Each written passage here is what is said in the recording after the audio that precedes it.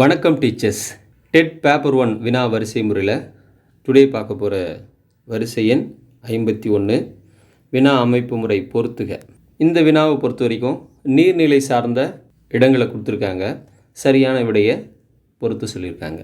நீரின்றி அமையாது உலகு என்று வள்ளுவன் தன்னுடைய வான் சிறப்பு அதிகாரத்தில் வலியுறுத்துவதைப் போல நீர்நிலைகள் மிக மிக முக்கியமானது. அந்த அடிப்படையில் இந்த வினாவும் அமைந்திருக்கு. பொதுவாக நம்ம நீர்நிலைகள் பார்த்திங்கன்னா அகழி அப்படின்ற கேள்விப்பட்டிருப்போம். கோட்டையினுடைய புறத்தே அகழ்ந்து எடுக்கப்பட்டதுனால அது அகழி அப்படின்னு சொல்லுவாங்க. ஒரு கோட்டையினுடைய புறத்தே அகழ்ந்தமைக்கப்பட்ட நீர் அரண், அதுக்கு பேர் என்ன சொல்லுவாங்க? அகழி.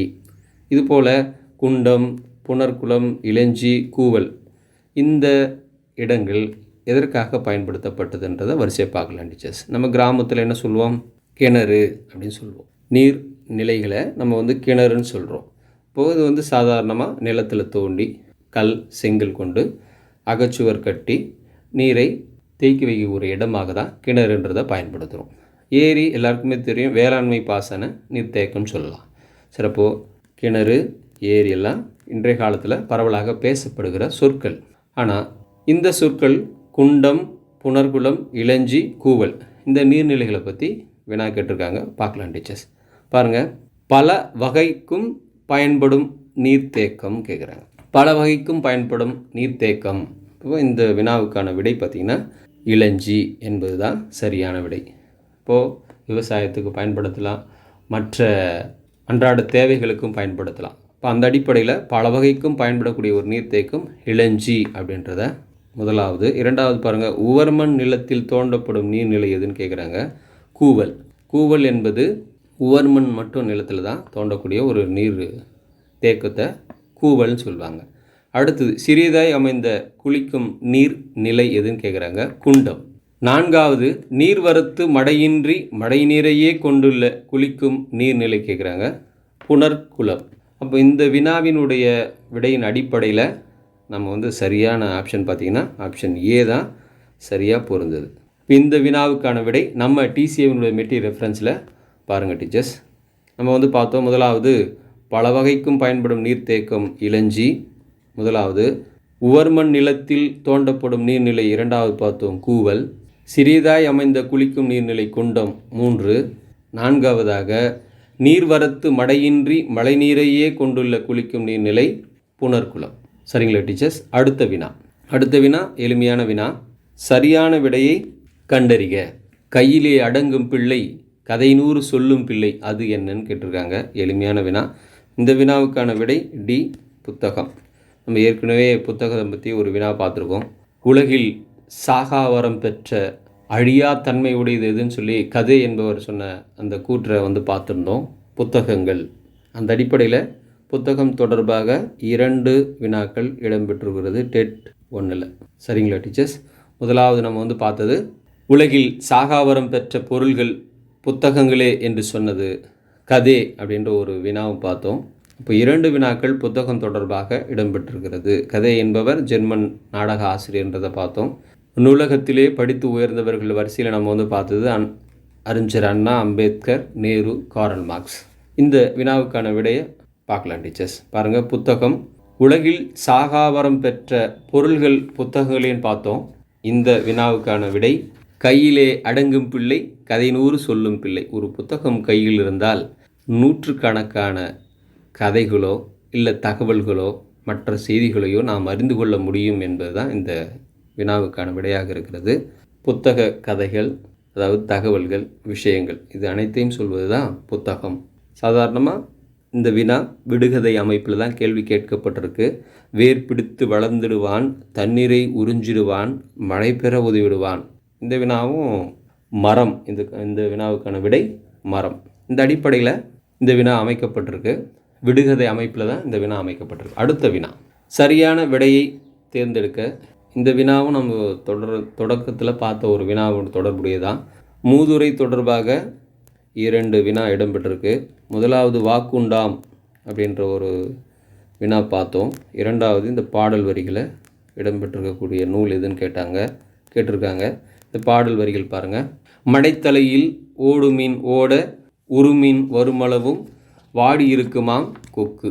இந்த பாடலுடைய ஆசிரியர் கேட்கல. இடம்பெற்றுள்ள நூல் எதுன்னு கேட்குறாங்க. ஆப்ஷன் டி மூதுரை. நமக்கு எல்லாருமே அறிந்த பாட்டு தான். அடக்கமுடையார் அறிவிலார் என்றெண்ணி கடக்க கருதவும் வேண்டாம், மடைத்தலையில் ஓடுமின் ஓட உருமின் வருமளவும் வாடி இருக்குமான் கொக்கு. உருமின்னா எல்லாருக்குமே தெரியும், பெரிய மீன். இப்போ இந்த பாடல் வரிகள் இடம்பெற்ற நூல் மூதுரை. ஆசிரியர் ஔவையார். இந்த வினாவுக்கான விடைகளை நம்ம டிசிஏ மெட்டீரியல் ரெஃபரன்ஸில் பேப்பர் 1 பேஜ் நம்பர் 34 இந்த பாடலுடைய பொருள்களை மட்டும் கொடுத்துருக்காங்க பாருங்கள். அடக்கம், பணிவு, அறிவிலார், அறிவில்லாதவர், மடைத்தலை, நீர் பாயும் வழி, கருதவும், நினைக்கவும், உருமீன், பெரிய மீன், கடக்க, வெல்ல. அடக்கமுடையார் என்ற பாடல் ஔவையார் ஆசிரியர் கொடுத்துருக்காங்க. மூதுரைக்கு இன்னொரு பெயர் வாக்குண்டாம். சரிங்களா டீச்சர்ஸ்? அடுத்த வினா. தமிழ் 3000 என அழைக்கப்படும் நூல் எது? அனைவருக்கும் அறிந்த ஒரு வினா தான். Answer A Thirumanthiram. திருமந்திரக்கான வேறு பெயர்கள் தமிழ் 3000 ஒன்று இருக்குது, இன்னொன்று திருமந்திர மாலை. திருமந்திர மாலையும் திருமந்திரத்திற்கு வழங்கக்கூடிய வேறு பெயர்கள். இதில் 9 தந்திரங்கள் இருக்குது, 3000 பாடல்கள் இருக்குது. நம்ம ஏற்கனவே பார்த்தோம். யான் பெற்ற இன்பம் பெருக இவ்வையகம் 12 திருமுறைகளில் 10ஆம் திருமுறையாக பேசப்படுவது இந்த திருமந்திரம். இந்த வினாவுக்கான விடைகளை நம்ம டிசிஏ மெட்டீரியல் ரெஃபரன்ஸில் டெட் பேப்பர் 1 பேஜ் நம்பர் 120 பாருங்கள் டீச்சர்ஸ். திருமூலர் 63 நாயன்மார்களில் ஒருவராகவும் 14 சித்தர்களில் ஒருவராகவும் கருதப்படுபவர் திருமூலர். இவர் இயற்றிய நூல் திருமந்திரம் 3000 பாடல்களை கொண்டது. இந்த நூலை தமிழ் 3000 என்று அழைப்பர். இது 12 திருமுறைகளில் 10ஆம் திருமுறையாக வைக்கப்பட்டுள்ளது. அடுத்த வினா. வினாயன் 55. கூற்று காரணம் அடிப்படையில் இந்த வினா அமைப்பு முறை இருக்குது. பாளையங்கோட்டையை தென்னிந்தியாவின் ஆக்ஸ்போர்ட் என்பர். காரணம், பாளையங்கோட்டையில் அதிக அளவில் கல்வி நிலையங்கள் இருக்கின்றன. காரணம் பாளையங்கோட்டையில் அதிகமான கல்வி நிலையங்கள் இருந்ததுனால தென்னிந்தியாவினுடைய ஆக்ஸ்போர்ட் பாளையங்கோட்டை என்ற ஒரு விடையை கொடுத்துருக்காங்க. அதாவது கூற்று காரணம். இந்த வினாவுக்கான விடை கூற்றும் சரி, காரணம் சரி. Option A. இரண்டுமே சரிதான். நம்ம டிசிஏ மெட்டீரியல் ரெஃபரன்ஸில் பேஜ் நம்பர் 216 பாருங்கள் டீச்சர்ஸ். இரட்டை நகரங்கள், ஒன்று திருநெல்வேலி, மற்றொன்று பாளையங்கோட்டை. தமிழ்நாட்டில் இரட்டை நகரங்கள் சொல்லுவாங்க. தாமிரபரணி ஆற்றினுடைய மேற்கு கரையில் இருப்பது தான் திருநெல்வேலி, கிழக்கு கரையில் இருப்பது தான் பாளையங்கோட்டை. இங்கே அதிக அளவு கல்வி நிலையங்கள் இருப்பதனால தென்னிந்தியாவின் ஆக்ஸ்போர்ட் என்றே அழைக்கப்படுகிறது. காரணம் அதிக கல்வி நிலையங்கள் இருப்பதனால தான் தென்னிந்தியாவின் ஆக்ஸ்போர்ட் என்று அழைக்கப்படுகிறது. தென்னிந்தியாவினுடைய ஏதென்ஸ் அப்படின்னு சொன்னால் நமக்கு படிச்சிருப்போம் மதுரை. தமிழ்நாட்டின் டெட்ராய்ட் அப்படின்னா படிச்சிருப்போம் சென்னை. சரிங்களா டீச்சர்? அந்த அடிப்படையில் இந்த வினாவும் தென்னிந்தியாவினுடைய ஆக்ஸ்போர்ட் என்று கேட்கப்பட்டுள்ளது. அடுத்த வினா. சாகித்ய அகாடமி விருது பெற்ற நாடக நூல் எதுன்னு கேள்வி கேட்டிருக்காங்க. இந்த வினாவினுடைய அமைப்பு முறையை ஏற்கனவே நம்ம சொன்னது தான். பாரதிதாசனை பற்றி 3 வினாக்கள் இடம்பெற்றதுன்னு பார்த்தோம். அந்த அடிப்படையில் பாரதிதாசன் எழுதிய நூலுக்கு சாகித்ய அகாடமி விருது பெற்ற நாடக நூல் தான் கேட்குறாங்க. சாகித்ய அகாடமி விருது பெற்ற நாடக நூல் எதுன்னு கேட்குறாங்க.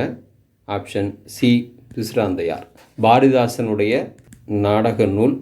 இந்த தலைப்பின் கீழே 2 வினாக்கள் இடம்பெற்றது நம்ம பார்த்தோம். ஒன்று தமிழ் இயக்கம் அப்படின்ற ஒரு நூல், ஆசிரியர் யாருன்னு கேட்டாங்க. அடுத்தது கனியிடை ஏறிய சுளையும் இந்த பாடல் வரிகள். மொத்தம் 3 வினாக்கள் பாரதிதாசன் தொடர்பாகவே கேட்கப்பட்ட டெட் பேப்பர் 1 இடம்பெற்றிருக்கு. சரிங்களா டீச்சர்ஸ்? இந்த வினாவுக்கான விடையும் நம்ம டிசிஏ மெட்டீரியல் ரெஃபரன்ஸில் பாருங்கள். Dead paper 2 volume 2 page number 6 Pisiranthaiyar நாடக நூலுக்கு சாகித்ய அகாடமி விருது வழங்கப்பட்டுள்ளது. பாரதிதாசன். அடுத்த வினா. இலக்கண அடிப்படையில் சொற்கள் எத்தனை வகைப்படும்? ஏற்கனவே பார்த்தது தான். இலக்கிய வகை, இலக்கிய வகை, இலக்கண வகை. இலக்கிய வகையில் 4, இலக்கண வகையாக 4. ஏற்கனவே நம்ம பார்த்தது தான். இலக்கிய அடிப்படையில் என்ன சார் இருக்குது? இயற் சொல், திரிசொல், திசை சொல், வடச்சொல். இலக்கண அடிப்படையில் பெயர் சொல், வினைச்சொல், இடைச்சொல், உரிச்சொல். இப்போ இங்கே இலக்கண அடிப்படையில் கேட்டிருக்காங்க. அப்போது பெயர், வினை, இடை, உரி. அப்போ ஆப்ஷன் சி சரியான விடை. பொதுவாக நம்ம வந்து இலக்கண வகுப்புகளை எடுக்கும் பொழுது 3 முறையில் நம்ம வந்து இலக்கண வகுப்பு வந்து தொடர்ச்சியாக 3 முறையில் சிந்தித்து எடுக்கணுன்றது எல்லாருக்குமே தெரியும் தான். அந்த அடிப்படையில் ஃபஸ்ட்டு ஒழுங்குமுறை இலக்கணம் அப்படின்னு ஒரு முறை இருக்குது. அது என்ன சார் ஒழுங்குமுறை இலக்கணம்? எந்த அடிப்படையில் சார் இந்த ஒழுங்குமுறை இலக்கணம்னா, எழுத்து, சொல்லு, பொருள், யாப்பு, அணி, இந்த அடிப்படையில் நம்ம வந்து மாணவர்களுக்கு எடுக்கும்பொழுது எழுத்துனா என்ன, சொல்னா என்ன, பொருள்னா என்ன, யாப்பு என்றால் என்ன, அணி என்றால் என்ன, எழுத்துக்கள், உயிரெழுத்து, மெய்யெழுத்து, சொல், அடுத்தது பொருள். பொருள் என்பது ஒழுக்க முறை, அகப்பொருள், புறப்பொருள். யாப்பு, யாத்தல் என்றால் கட்டுதல், எழுத்துக்களை செய்யுள்களாக உருவாக்குவது, செய்யுள் உறுப்புகள் அப்படின்னு சொல்லுவோம், எழுத்து, அசை, சீர். அடுத்தது அணி, அணி என்றால் அழகு. இப்போ இந்த ஒழுங்குமுறை இலக்கணத்தோடு நம்ம வந்து ஒரு முறையில் சொல்லித்தர ஒரு முறை இருக்குது. அடுத்தது விளக்கமுறை இலக்கணம். விளக்கமுறை இலக்கணம்னா ஒன்றும் இல்லை. ஃபார் எக்ஸாம்பிள், தொல்காப்பியம் என்பது முதல் நூல், வழிநூல், நன்னூல், அடுத்தது சார்பு நூல் ஒன்று இருக்குது. அப்போது இந்த முதல் நூல், வழிநூல், சார்பு நூல், இந்த அடிப்படையில் இலக்கணங்களை விளக்கி சொல்கிறது தான் விளக்கமுறை இலக்கணம் சொல்லுவாங்க. அடுத்தது நடைமுறை இலக்கணம். இந்த 3 முறை இலக்கண முறைகளில் மாணவர்களுக்கு இலக்கணம் கற்பிக்கும் பொழுது எளிமையாக அவர்கள் புரிந்து கொள்ளக்கூடிய இடம் ஏற்படுகிறது. சரிங்க டீச்சர்ஸ், இந்த வினாவை பொறுத்த வரைக்கும் எளிமையான வினா தான். இலக்கண அடிப்படையில் சொற்கள் எத்தனை வகைப்படும்? இந்த வினாவுக்கான விடை ஆப்ஷன் சி 4. பாருங்கள், 4 வகை சொற்கள். இலக்கண அடிப்படையில் பெயர் சொல், வினைச்சொல், இடைச்சொல், உரிச்சொல். பெயர் சொல் என்றால் பெயரை குறிப்பது, வினைச்சொல் என்றால் தொழிலை குறிப்பது, இடைச்சொல் என்றால் பெயரையும் வினைக்கும் இடையில், அதாவது பெரும்பான்மை இடையில் வரும். படம் ப்ளஸ் பார்த்தான், படத்தை பார்த்தான், ஐ என்பது அந்த இடத்துல இடைச்சொல். அப்போது பெரும்பான்மையாக இடையில் வர்றதுனால அந்த சொல்லுக்கு இடைச்சொல்னு சொல்லி தெய்வச்சிலையார் ஒரு விளக்கம் சொல்லுவார். அந்த சொல் ஏன் இடைச்சொல்னு சொல்லி ஒரு விளக்கம் கொடுக்குறார் தெய்வச்சிலையார். சொல்லும் பொழுது பெயருக்கும் வினைக்கும் பெரும்பான்மையாக இடையில் வருவதனால அது வந்து இடைச்சொல் அப்படின்னு சொல்லுவார். சேனாவரையரும் அப்படி தான் சொல்லுவார். உரிச்சொல் பெயருக்கும் பெயரினுடைய தன்மைக்கும் வினையினுடைய தன்மைக்கும் குணத்தை குறிப்பது உரிச்சொல். கை அப்படின்னு இருக்குன்னா தடக்கை, அப்போ அந்த கையினுடைய பண்பு தடக்கை, நீளமான கை. அப்போது பெயர் சொல், வினைச்சொல், இடைச்சொல், உரிச்சொல், இதுதான் இலக்கண அடிப்படையில் அமைந்திருக்கக்கூடிய சொல் வகை அப்படின்றத தெரிஞ்சுக்க டீச்சர்ஸ். அடுத்த வினா தெற்காசியாவின் சாக்ரட்டிஸ் என்று அழைக்கப்பட்டவர் யார்? ஆப்ஷன் சி தந்தை பெரியார். தெற்காசியாவின் சாக்ரட்டிஸ் என்று அழைக்கப்பட்டவர் தந்தை பெரியார். தொண்டு செய்து பழுத்த பழம் தூய தாடி மார்பில் விழும், மண்டை சுரப்பை உலகு தொழும், மணக்குகையில் சிறுத்தை எழும் என்ற பாடலினுடைய அடையாளம் தந்தை பெரியாரை உணர்த்தும். இவர் வைக்கம் வீரர் என்று அழைக்கப்பட்டவர், புத்துலக தொலைநோக்காளர், பகுத்தறிவு பகடவர், தமிழ்நாடு தமிழருக்கே, திராவிட நாடு திராவிடருக்கே என்று முழக்கமிட்டவர். தெற்காசியாவின் சாக்ரட்டிஸ் என்று அழைக்கப்பட்டவர் தந்தை பெரியார். நம்ம டிசிஐனுடைய மெட்டீரியல் ரெஃபரன்ஸில் page number TET paper 2 volume 2ல் பேஜ் நம்பர் 72 இருக்குது டீச்சர்ஸ். பாருங்கள், 27/6/1970 யுனெஸ்கோ மன்றம் தந்தை பெரியாரை தெற்காசியாவின் சாக்ரட்டிஸ் என்று பாராட்டி வழங்கி சிறப்பித்தது. அடுத்த வினா சரியான விடையை தேர்க. இந்தியாவின் பறவை மனிதர் என அழைக்கப்பட்டவர் யார்? இந்த வினாவுக்கான விடை ஆப்ஷன் பி சலீம் அலி. இது கடந்த டெட்லேயும் கேட்கப்பட்ட ஒரு வினாவாக இடம்பெற்றிருக்கு. கடந்த டெட் பேப்பர் 1ல் இந்த வினா இடம்பெற்றது. இந்தியாவினுடைய பறவை மனிதர் என்று அழைக்கப்பட்டவர் யார்? டாக்டர் சலீம் அலி. இந்த வினாவுக்கான விடை நம்ம டிசிஏ மெட்டீரியல் ரெஃபரன்ஸில் டெட் பேப்பர் 1 பேஜ் நம்பர் 178 இருக்குது டீச்சர்ஸ். பாருங்கள், இந்தியாவினுடைய பறவை மனிதர் டாக்டர் சலீம் அலி. அதாவது ஆர்னித்தாலஜி, பறவைகளுடைய பற்றிய படிப்புக்கு பேர் ஆர்னித்தாலஜி. அந்த பறவையியல் ஆய்வாளர்களுக்கான ஒரு முன்னோடியாக இருந்தவர் யாருன்னா இவர் தான். தம் வாழ்நாள் முழுவதும் பறவைகளை பற்றி ஆராய்ச்சி செய்வதில் மிகுந்த ஒரு ஈடுபாடு உடையவர். அதனால் இவர் இந்தியாவினுடைய பறவை மனிதர் என்றே அழைக்கப்பட்டார். பொதுவாக இவர் பறவைகள் குறித்த பல நூல்களை எழுதியிருக்காரு. தன் வாழ்க்கை வரலாற்று நூலுக்கு கூட இவர் இட்ட பெயர் சிட்டுக்குருவியின் வீழ்ச்சி என்று பெயரிட்டுள்ளார். மனிதன் இல்லாத உலகில் பறவைகள் வாழ முடியும், பறவைகள் இல்லாத உலகில் மனிதன் வாழ முடியாது என்று சொன்னவர் சலீம் அலி. அடுத்த வினா டெட் பேப்பர் 1ல் இறுதி வினா. கனியிடை ஏறிய சுளையும் முற்றல் கடையிடை ஏறிய சாரும் பனிமலர் ஏறிய தேனும். இந்த பாடல் வரிகளின் ஆசிரியர் யாருன்னு கேட்டிருக்காங்க. நம்ம ஏற்கனவே சொன்னது போல் பாரதிதாசனை பற்றி 3 வினாக்கள் இடம்பெறுது. இறுதி வினா இது. ஆப்ஷன் டி, புரட்சி கவிஞர் பாரதிதாசன். ஆப்ஷனை பாருங்கள். கவிமணி தேசிய விநாயகம் பிள்ளை அப்படின்னா நமக்கு எல்லாருக்குமே தெரியும். தோட்டத்தில் மேயுது வெள்ளைப்பசு, அங்கே துள்ளி குதிக்குது கண்டு குற்றி, அம்மா என்குது வெள்ளைப்பசு, உடன் அண்டையில் சேருது கண்டு குற்றி. கத்தியின்றி ரத்தமின்றி யுத்தம் ஒன்று வருகுது, சத்தியத்தின் நித்தியத்தை நம்பியாரும் சேருவீர், கண்டதில்லை கேட்டதில்லை சண்டை இந்த மாதிரி, பண்டு செய்த புண்ணியம்தான் பழித்ததை நாம் பார்த்திட. நாமக்கல் கவிஞருடைய பாடல். கவிஞர் பூங்குன்றனார் உடைய பாடல்களும் படிப்பதற்கும் கேட்பதற்கும் எளிமையான பாடல்கள். அந்த அடிப்படையில் புரட்சி கவிஞர் பாரதிதாசனுடைய பாடலையும் கொடுத்துருக்காங்க. கனியிட ஏறிய சுளையும் முற்றல் கடையிட ஏறிய சாரும் பனிமலர் ஏறிய தேனும். இந்த பாடல் வரிகள் தமிழுடைய பெருமையை உணர்த்துவதற்காக, தமிழுடைய சுவையை உணர்த்துவதற்காக, தமிழுடைய உயர்வை உணர்த்துவதற்காக இந்த பாடல் இடம்பெற்றிருக்கிறது.